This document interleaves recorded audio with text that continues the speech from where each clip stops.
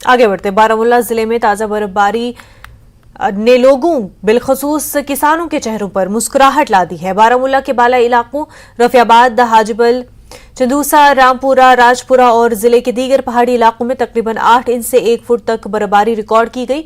चिनाई कलान में होने वाली बर्फबारी को बागबानी और ज़रूरी शोबों के लिए फायदेमंद समझा जाता है, क्योंकि गर्मियों में अच्छी बर्फबारी आबपाशी और पीने के पानी का अहम जरिया है। बर्फबारी से मुंसलिक इलाके खूबसूरत मंजर पेश कर रहे हैं, क्योंकि आज सुबह बादलों से निकलने वाली धूप ने कुदरत के हुस्न में इजाफा कर दिया है। बर्फ से जुड़े बेशतर इलाकों में बर्फ साफ करने का काम मैकेनिकल इंजीनियरिंग डिपार्टमेंट ने किया और उनके जवान और मिशनरी बर्फ से जुड़े सड़कों पर बर्फ साफ करते देखे गए।